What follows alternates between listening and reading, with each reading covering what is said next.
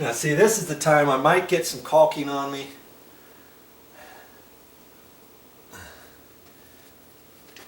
I'm not sure.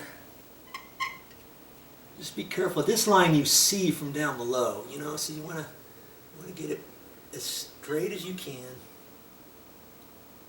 This one's a little bit deeper. I'm cranking it in.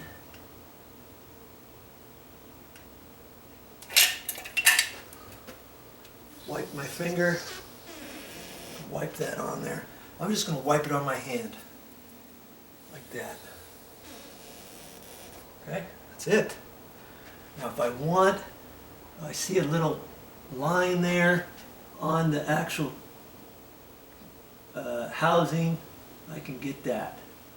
And see, now I can put my little screw in there. My shipping screw will go right in there. That'll keep this from shaking, from rattling. Let's say, obviously this one on this other side is not there. I don't have to worry about it, do I? I don't have to worry about it at all.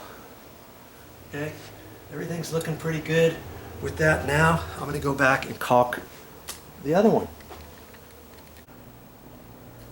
Now see, I should have brought my construction light, but I didn't. I thought I was going to have enough time to do this before dark. This one's a little bit deeper, so I'm just filling it up.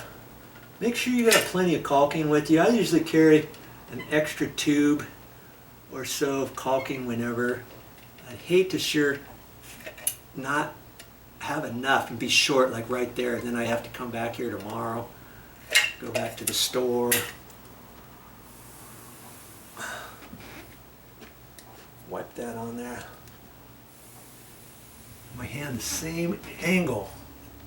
Okay, looks pretty good. Hit that little bit right there. Okay, I'm gonna leave my caulk gun ready. Okay, because when I put the trim on, sometimes when you put the trim on, there might be just a little tip right there or on one side or the other that needs to be hit, and son of a gun, if you don't do it in the light and the sun hits just right and you look at that, you can see a little pinhole when you get done or something. Okay, check that out before you put your trim on, or after you put your trim on. And you know, as a matter of fact, it's almost dinner, and I'm going to end up going to Star Noodle too with a friend, and I'll probably see Steve there with his wife and friends. Okay, so I'm going to come back here tonight, and I can do that because I've got my construction light, and I'll finish this up because I've got a few things I want to show you about that. It's not just a matter of putting the trim on and calling it good, because I've got to get the extension cord down there, and you see where the cord is? The cord's going to come down this way, but the plug's way over here. Now how are you going to do it?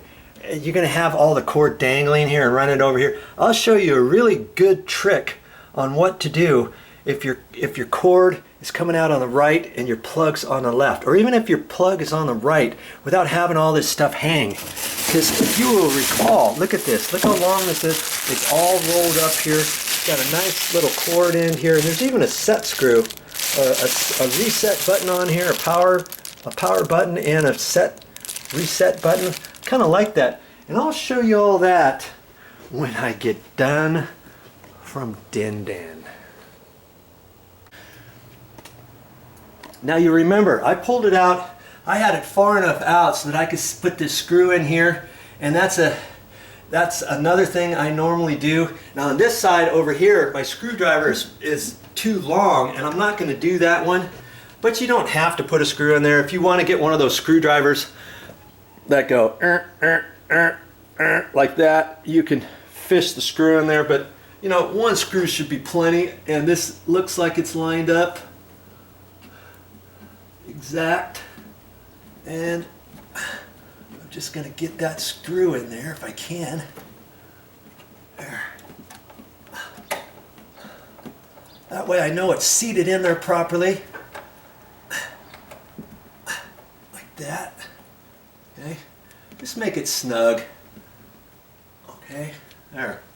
That's going to keep this from chattering. Chances are it's probably not going to. I just do that as a little security for me.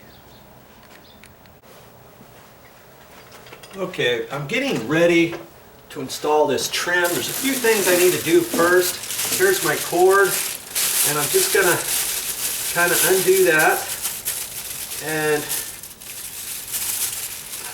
take it out of the plastic bag and such. And I usually keep these little white wire goodies because I might end up using one here. We'll see. And see, there's a separate little plastic one at the end. I'm going to leave that on for now and just pull that off. And then there's another little wire right here. I don't cut those off. I just save the little wire ties. Okay. And I'm going to leave this bottom one on for right now because it's going to dangle up against the wall. Okay. And what I do is I just straighten this out first. I just take it and try to get all of this kind of straight so that I can work with it later. I'm not even concerned about how this is going to go just yet. Okay. I'm just going to get this cord straight. Like that. Okay. And you remember the other thing, there's a plastic film here, and you might not think there is, but there is on most of them. See there? Yeah, I took that off. You don't take that off. After a while, if you start doing the controls up there, it starts breaking and it just looks kind of bad. I'm also going to look at this weather stripping around here. Sometimes this is pulled down through shipping. I'm just going to look at that. These are pretty tinny in retrospect, you know, because they're all kind of plastic. Now I'm going to look at the sides here because on this, that's where it clicks in. You see there? That's the bottom. That's how it's going to click at the bottom. And there's another one over there. And up at the top, there's a little goodie. I don't know if you can see that. Yeah. Okay. Right there. The top snaps on that. So I'm going to look at that and see if I need to make any adjustments. Sometimes when the housing gets installed, when you put the screws in, this might want to have a tendency to kind of push in this way. And then as you clip it down, I want friction on this clip. So I want this to go out just a hair. You know, not very much. Just a little bit so it looks like it's bowed to the outside. And this one looks pretty good. Just gonna see what I can do about pushing that over. And I could have done that after I installed the housing, kind of whacked on it with the side of my hammer. Last thing you want to do is start touching, getting too close to the copper pipes in here and stuff, because that's all under pressure. Okay, so that looks like it's pushed out just barely. So see, as this canopy folds down, I can snap one side and then I can kind of push it and kind of bend it and snap it over the other side. I want this thing nice and tight at the bottom. Okay, so I'm going to also talk to you about the damper. Now, what's the damper all about? Now, most air conditioners, if not all, have a damper. And this one is shipping. They pushed it inside here. It's on a little swivel arm. See this thing here? When you pull it out, that allows fresh air in. Like if it's musty and you haven't been there for 6 months and you want to turn your air conditioner on, you pull the damper out, and that allows some fresh air from outside to come in to your room. After maybe 20 minutes or so, half hour, you can push that back in.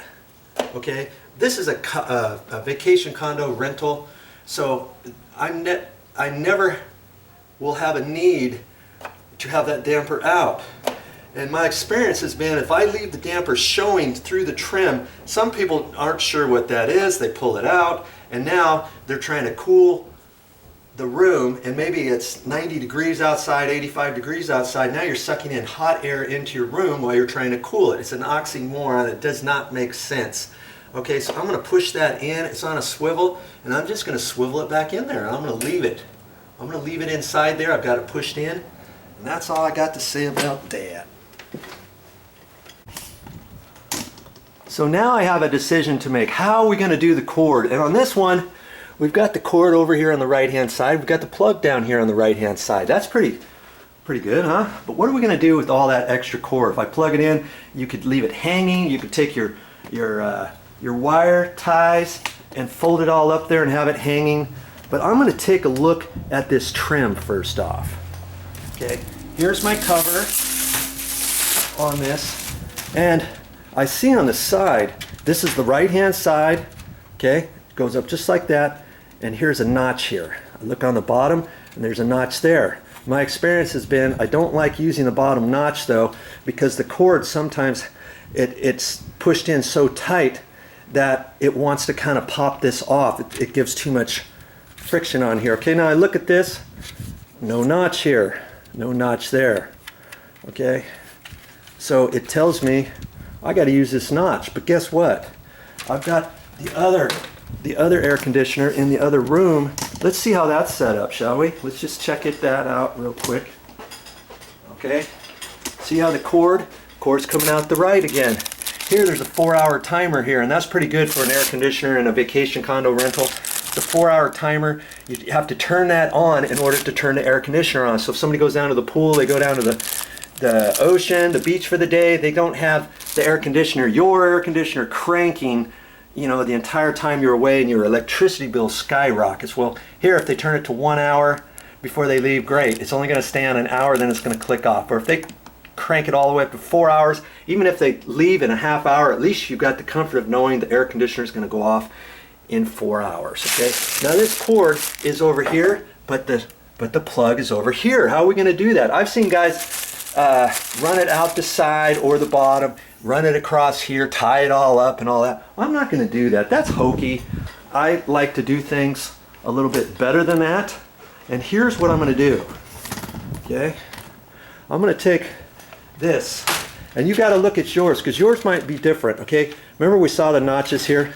Well, I want the cord to come out this left-hand side, but there's no notch, is there? I'm going to make my own. Is what I'm going to do. I'm going to take this. I'm going to measure up, and how wide that is. Measure across there. Transfer the lines over there, and I'm going to cut that out. And that's for that other one. And all I'm simply going to do is I'm going to use my dikes, my electrical cutters. I'm going to use a pair of pliers, and I might use my little wood rasp. Okay, that's it. And I'm going to make a notch that's going to look professional. Plus that notch is going to be right up against the wall. Doesn't even matter exactly how big I make that notch, because over there on the other side it's up against the wall, right? Okay, so that's what I'm going to do with that. All right, let's get back to our project in hand over here. What's the next step, Joe?